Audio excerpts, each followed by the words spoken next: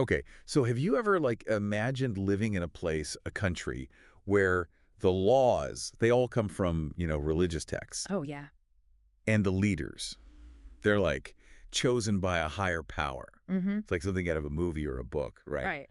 But that, my friends, is a theocracy. It is. And it's not just, some ancient thing.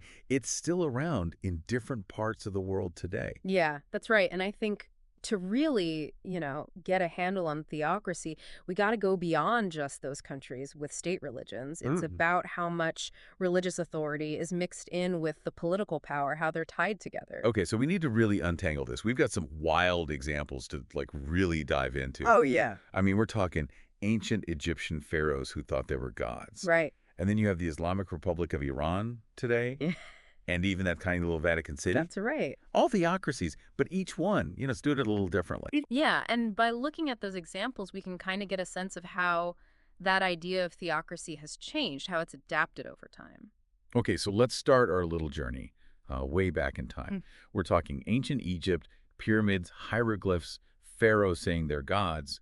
Talk about a power move. That's right. In ancient Egypt, the pharaoh, he wasn't just a king, he was considered a Oh, god. wow. The connection between, the people on earth and the divine, and he had to keep that cosmic order, ma'at. Okay. So that meant he had absolute power, total power. What he said went. Wow. So, like, going against the pharaoh, that wasn't just a political thing. It was almost like a sin, right? That Yeah. got to have a huge impact on Oh, everything. absolutely. Yeah. Just imagine living in a society where, you question the leader, the pharaoh, and it's like you're going against the gods themselves. It's a good example, I think, of how religion shaped, all those power structures and just daily life in ancient civilizations. This is not just some idea. Theocracy really changed the course of history. Hmm. And it didn't just, poof, disappear with the Egyptians, did it? No, not at all. It's still around today, but it has, it's changed to fit into the modern world. Right. Look at Iran, for example. They're a theocratic Islamic republic. Right. But it's not that simple. It's not just religious leaders running the show. Okay, yeah, Iran's got, like, a complicated system, right? They've got elections, like a president, but then they've also got the supreme leader and the guardian council. Those aren't elected, and they're, influenced by those Shia clerics. Right. And so that's a really interesting question, right? Can a theocracy actually be a democracy? The former Iranian president, Mohammad Khatami, he actually called their system a religious democracy. What do you think about that? Religious democracy, that's a tough one. Can a system built on, like, religious principles, which can feel pretty absolute, can that really be okay with democracy, always changing? It's kind of like they don't go together. Yeah, it really highlights those challenges and, those contradictions of modern theocracy, how they try to balance that religious authority with individual rights and, the people having a say. So Iran, it mixes those different kinds of authority. But, maybe the Vatican City is, like, a more clear example of a modern theocracy. After all, it's the Pope who has, like, all the power in religion and government. Yeah, the Vatican City, it really is unique. It's the center in the Catholic Church, and the Pope, he's considered the successor to St. Peter, so he has all the spiritual authority over millions of Catholics all over the world. And in the Vatican City, that spiritual authority, it turns right into political power. So how does that really work, like, in practice? Does the Pope just wake up one day and say, hey, new law, because he got some divine inspiration? Well, it's not quite like that. It's not totally random. The Pope, he's elected by the papal conclave, which is like a gathering of cardinals. And once they elect him, he's usually there for life. Although, No. Pope Benedict XVI, he showed us you can actually resign, although that's not very common. Oh, yeah. Okay, so it's a job for life, but you can maybe retire early, so to speak. It's a very, like, specific example, but it really shows, what a pure theocracy looks like. Yeah, exactly. The Vatican City shows us that theocracy is still around and it matters in the world. But it's really important to remember that just because a country has a state religion doesn't mean it's a theocracy. Look at Andorra. They have a Roman Catholic bishop as one of their co-princes, which sounds like a theocracy at first, right? Things you think the church is running the show. But really, his role is like mostly ceremonial. He's Yeah. not the one making the decisions. Roman Catholicism is the official religion, but their government, it operates separately from the church. So it's not a true theocracy. Gotcha. So this really shows what we're talking about, the spectrum. Just because religion is in the government Doesn't make it a theocracy automatically. Right, exactly. And just to show you what I mean, let's look at Israel. A lot of people think it's a theocracy, but it's more nuanced than that. Their relationship between religion and state. Okay, tell me more. How does Israel walk that line? Well, Judaism isn't officially their state religion, but parts of halakha, that's Jewish law, are in their legal system. So things like marriage and divorce, those are often decided by religious courts. So it's not a full-on theocracy, but Israel shows how religious law can be woven into a country's laws. Hmm. It adds like another layer to this whole idea of how religion and government work together. So complex. You got it. That line between, secular states and theocracies, it's not always super clear. They can mix together, which reflects the history and, the culture of a country. It seems like the more we learn about this, the more complicated it gets. Yeah. We talked about those ancient god kings and modern theocracies, and even how democracy might fit in. Clearly, theocracy isn't just one thing, it's got lots of faces. You're absolutely right. And honestly, we've only just started. The history of theocracy is rich, from ancient empires to recent times. And each case, each one, it gives us a different way of looking at how faith and power work together. Okay, so we've seen how that idea of divinely guided, leadership played out in ancient Egypt, Right. and how modern-day Iran, they're dealing with that religious democracy idea. Mm-hmm. Seems like theocracy has had lots of different looks throughout history. It really has. And if we just take a little, side trip through history, we can really see how those theocratic types of government, they were all over the place in different cultures and time periods. A history side trip, I'm always down for that. Lead the way. All right, so first stop, Imperial Japan. From 1868 to 1947, Shinto, that's, the native religion of Japan, that was the official state religion, but it goes even deeper than that. The emperor was actually considered a living god. Whoa, wait a minute. So they had like a god king situation, just like ancient Egypt, or in more recent history. That's wild. Does that belief that the emperor was divine, did that affect how Japan, interacted with the rest of the world? Oh, absolutely it did, yeah. Japan's belief in the emperor's, divine status, it was a big deal. A huge part of their national identity and foreign policy back then. It kind of fueled their ambitions to, expand in Asia because they thought they had a divine right to rule. It really makes you think how those religious beliefs can get all mixed up with political power and even change a country's actions on the world stage. Yeah. So besides Japan, what other unique examples of these historical theocracies can we find? Well, let's head over to the Himalayas. Bhutan used to be a Buddhist theocracy. Their religious leaders had a ton of political power. The big guy, the head of state, was the Drukgyal Gyalpo, the Dragon King. He was both the political and spiritual leader of the country. Hold on, a dragon king leading a Buddhist theocracy? That sounds straight out of a fantasy novel. It does, doesn't it? It kind of shows how different religions have come up with their own versions of, theocratic government. But it's important to remember that even in those systems, you can have conflict and changes happening.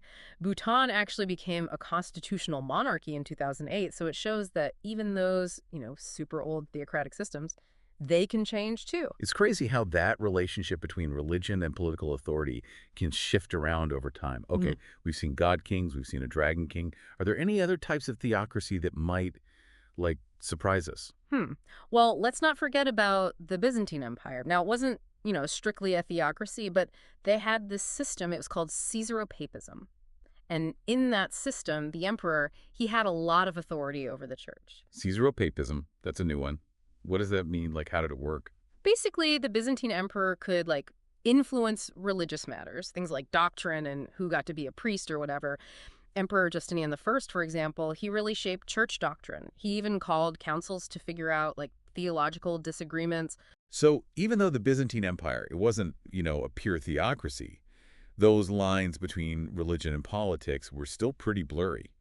It seems like there's a ton of ways religion and government can, interact. You're exactly right. From, ancient Egypt to Imperial Japan to the Byzantine Empire, theocracy isn't a one-size-fits-all kind of thing. It's changed to fit all these different cultures and religious situations throughout history. It's almost like it's, a chameleon of governance, right?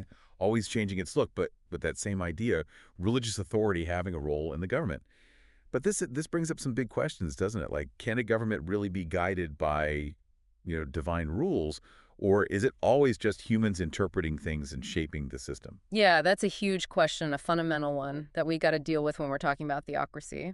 And it makes us think about, like, what are the good things and bad things about a government based on religious ideas? Yeah, like some people might say, okay, theocracy could create a, more morally good society. They're using religious teachings to make laws and, social rules. Right? That's one way to look at it. Yeah. But then, some people might worry about religious intolerance, like discriminating against smaller religions.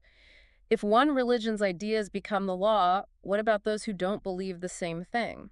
It's a valid point. If you make one religion's beliefs the law, you might end up with a system where people who don't fit in, they're pushed aside or even, persecuted. Exactly. And that makes us think about individual rights, freedom of belief, and what role the government should play in a diverse society with lots of different viewpoints. It's a tough balance. And that brings us back to that question from before. Hmm. Can theocracy and democracy ever really work together?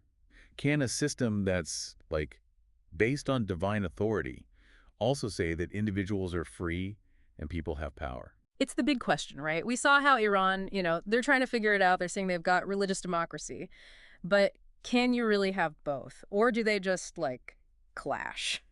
It feels like there's like this fundamental conflict between, a system where the ultimate authority is religious and one where the people hold the power. That's the core issue, isn't it? And it makes us really think hard about how power works, who gets to decide things, and how we balance all those different, often competing values in this crazy world. Wow, we have covered so much in this deep dive on theocracy. But yeah. From those, ancient god kings to those modern systems trying to make religious democracy work, it's been a wild ride through history and political ideas. Mm.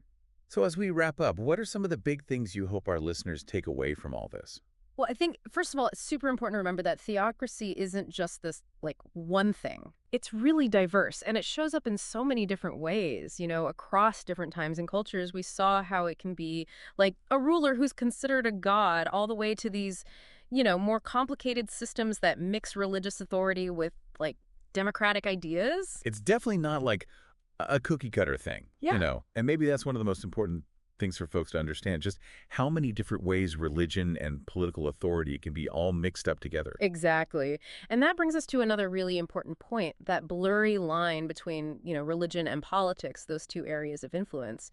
In a theocracy, religious ideas and political power, they're, like, inseparable. And that has a huge impact on how a society works and how individuals experience their freedoms. Yeah, it makes you think about all these things, right? Like individual rights and freedom of religion, and what if one group's beliefs, take over the whole political scene?